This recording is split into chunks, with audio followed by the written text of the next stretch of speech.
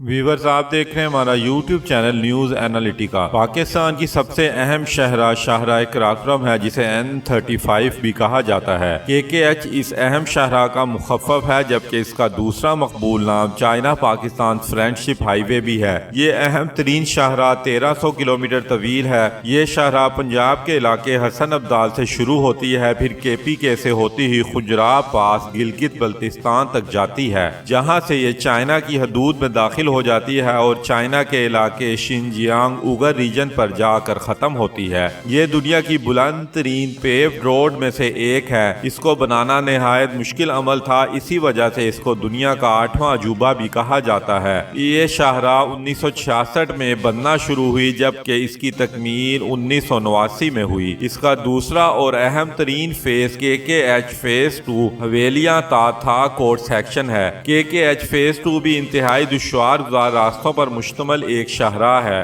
اس پر کام کا آغاز ستمبر 2016 میں ہوا جبکہ فروری 2020 میں یہ سیکشن اپنے اختتام کو پہنچا تھا۔ KKH فیز 2 پر 134 ارب روپے لاگت آئی تھی۔ حویلیاں تھاکور پروجیکٹ نے دنیا کی توجہ اس وقت اپنی جانب مبذول کروائی جب حال ہی میں ہونے والے 9th annual engineering news record ENR global best projects international competition میں KKH فیز 2 حویلیاں تھاکوٹ ہائی وے کو بیسٹ ایوارڈ برائے بریجز اور ٹنل سے نوازا گیا۔ یہ ایوارڈ اس پروجیکٹ کے انتہائی جدید اور اعلیٰ معیار کے ڈیزائن اور کوالٹی کنسٹرکشن کو مد نظر رکھتے ہوئے دیا گیا ہے۔ یہ ایوارڈ لینا پاکستان اور چائنا دونوں کے لیے اعزاز کی بات ہے کیونکہ یہ project China Pakistan economic corridor early harvest project میں شامل تھا جس پر چائنا اور پاکستانیوں نے مل کر کام کیا تھا۔ KKH فیز 2 کی کل لمبائی 120 کلومیٹر ہے۔ اس پروجیکٹ کی implementation agency national highway authority NHA تھی جبکہ اس کی تعمیر کا کام China communication construction company limited کو دیا گیا تھا۔ اس کے کنسلٹنٹ میں شامل تھے ترکش کمپنی ڈولسر اور پاکستانی کمپنی نیسپاک۔ اگر